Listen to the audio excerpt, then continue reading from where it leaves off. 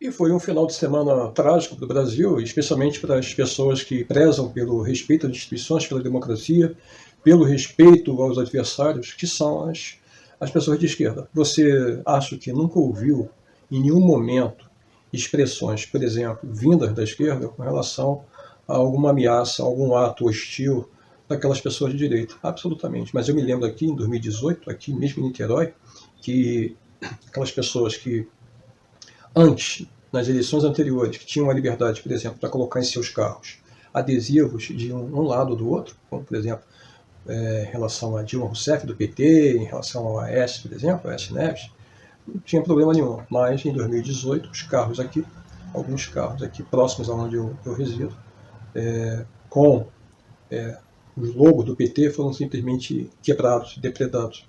Assim, eu nunca ouvi falar em nenhum carro das dezenas que a gente viu aqui em Niterói, que foi uma catarse em relação à candidatura do Bolsonaro, as pessoas, ou de esquerda, ou qualquer outra pessoa que não fosse bolsonarista, quebrar carro. Nunca ouvi isso. Absolutamente. Eles tinham, como tem até hoje, total liberdade. Sair com as suas vestimentas verde e amarela, como se eles fossem mais brasileiros do que nós, que somos de esquerda. Não é? Então, enrolado com a bandeira também, a bandeira nossa, a bandeira de todos nós brasileiros, eles achando que eram os donos da bandeira, achando que também eram os donos da verdade. A verdade que eles conseguiram foi a destruição completa da nossa nação. Essa foi a verdade que eles conseguiram. A maioria dos meus vizinhos votou em Bolsonaro, hoje simplesmente finge que nada aconteceu. Mas o fato é que aconteceu, e agora Bolsonaro perdido, ele apela para o estímulo à violência contra os seus adversários. Ele já começou lá desde sempre, não é? Nós devemos lembrar que, enquanto deputado, ele dizia que um dos erros da ditadura foi não ter matado 30 mil. Essa é a maneira dele de ver. Ele também diz que ele não tem habilidade nenhuma porque ele é um capitão de artilharia, um capitão das armas.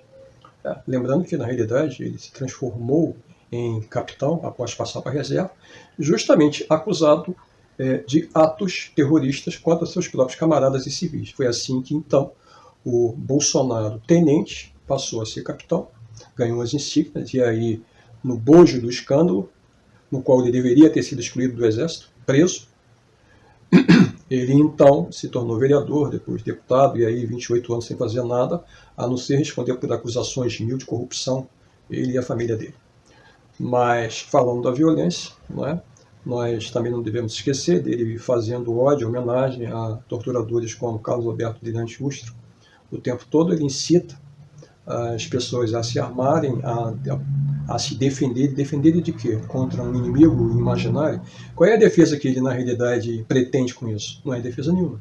Ele pretende, desde o primeiro momento, armando a população da forma que ele vem fazendo, talvez um levante popular. É isso que ele pretende fazer agora, já derrotado eleitoralmente. E as palavras dele soaram agora, não é? Caíram como luva em um louco bolsonarista, um policial, que então resolveu seguir à risca as ordens, que na minha opinião é o autor intelectual desse assassinato que aconteceu no sábado, de Marcelo Arruda. Lá no Paraná, o cidadão chegou, invadiu uma festa e matou aquele inimigo do Bolsonaro, e dele também. E realmente é, no mínimo, alguma coisa nonsense essa publicação aqui no estado de Minas Gerais, aonde agora a sessão política, onde Bolsonaro repudia a violência contra a oposição após a execução de petista. Vocês lembram que em 2018, né, ainda candidato, ele lá no Acre, né, disse que a petralhada tinha que ser metralhada.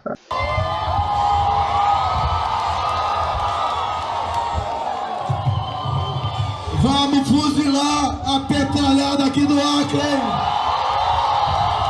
E aí nós também temos, desde 2019 para cá, mesmo na presidência da República, o Bolsonaro incentivando de uma forma ou de outra a violência contra os seus adversários, ou contra as instituições, ou contra o Estado, ou tentando dar golpe. Esse é o tempo todo. E agora, vendo que está eleitoralmente perdido, ele claramente em suas lives incita que seus seguidores então cometam atos de violência contra os adversários. Qual é o adversário? Claro que é o ex-presidente Luiz Inácio Lula da Silva. Esse é o grande adversário. Bolsonaro está perdido eleitoralmente, ele sabe disso e, evidentemente, está tentando tornar não legítimo essa eleição agora com acusações que em 2014 houve fraude, em 2018 houve fraude e que vai haver fraude agora em 2022. Aí então ele leva a seguinte mensagem: é o bem contra o mal, ou seja, ele é o bem, o mal são os adversários. Aí o ministro lá da Defesa, o Paulo Sérgio, vai e republica isso. Aí os radicais, os cães deles, ouvem isso e pensam assim: nós temos que fazer alguma coisa. E aí um maluco de um policial mais radical doido invade uma festa de um delegado petista e mata então a pessoa. E essa pessoa é o Marcelo Arruda. Marcelo Arruda foi morto agora no dia 9, em plena celebração do seu aniversário de 50 anos. E aí vem o cínico do Bolsonaro agora, com essa declaração: Bolsonaro repudia a violência contra a oposição após a execução de petista. E ainda coloca aqui: esse tipo de gente, gente igual a ele. Peço que, por coerência, mude de lado e apoie a esquerda, escreveu o presidente no Twitter. Bolsonaro, evidentemente, está fazendo uma alusão ao caso lá de 2018, que todo mundo sabe que foi uma grande armação do tal do Adélio. Ele acusou o PSOL, não é? O Adélio ser pessoalista no fundo, e no final se descobriu que o Adélio, me parece que era, na realidade, filiado ao PSD, não tinha nada a ver com o PSOL. Adélio foi considerado insano mentalmente. A Polícia Federal vasculhou toda essa história a mando do próprio Bolsonaro, não encontrou absolutamente nenhum indício que aquilo ali pudesse ser nada mais, nada menos do que uma grande maracutaia armada justamente pelos bolsonaristas. E essa maracutaia foi denunciada em vídeo, não é, em livro, pelo próprio Brasil 247. Então, acho que se você não sabe disso, você fica sabendo agora. Aí o cínico do presidente, vendo que isso passou muito além da medida, porque quem é que, mesmo sendo de direita ou sendo, até tendo votado em Bolsonaro, não fica aterrorizado com essa legião de extremistas, que são verdadeiros cães, seguindo seu líder, atacando as pessoas da forma conforme eles vêm fazendo. Semana passada, vocês sabem, né, dia 7, ou seja, foi há 4 dias atrás, também houve, não, foi dia 9, foi no sábado passado, sem ser esse agora, dia 9, no dia 2, na verdade, houve um atentado terrorista também por parte de um militante bolsonarista lá no evento do Lula no Rio de Janeiro, na Cinelândia. Aquele atentado terrorista, a polícia deu um jeitinho e classificou como crime de explosão. Crime de explosão? Você preparar um artefato explosivo em casa e atirar contra os seus adversários, isso é crime de explosão? Crime de explosão é quando você compra um rojão, e aí é um rojão comercial, e você joga, né, contra alguém. Isso é crime de explosão. E claro que foi um atentado terrorista. Então aqui tem o cínico do presidente agora tentando dar uma invertida numa situação que ele sabe bem que é a responsabilidade dele.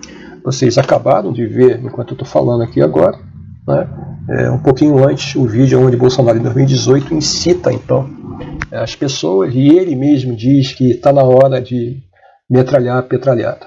Então, é isso. Aí, lá em Foz do Iguaçu também, no primeiro momento, a delegada encarregada do caso também era bolsonarista. Então, aqui na CNN, o governo do Paraná substituiu a delegada, não é? E o cara, o tal do terrorista, que no primeiro momento também se disse que ele havia falecido, na verdade não faleceu, ele está agora em uma UTI. Então é isso, não é? E nós temos aqui então também a expressão de revolta aqui do Brasil 247, que acho que vale a pena a gente assistir agora.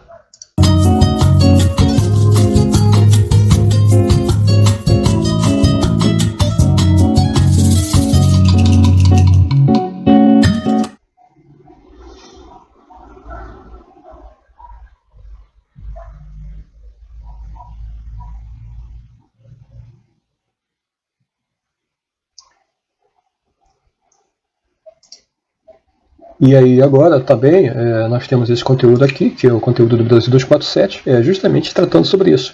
Foi um Bom Dia 247, terrorismo político chega ao Brasil, foi justamente hoje, segunda-feira. É um vídeo longo, não vou colocar aqui, são, eu acho que mais de 2 horas, são 2 horas e 40 minutos, 50 minutos de vídeo, mas aonde os comentaristas, dentre eles a Tereza Cruvinel, ela comenta então essa barbárie que está acontecendo aqui, tendo então a autoria e o estímulo político e intelectual do próprio presidente da República. Os tempos são esses, sombrios, tenebrosos.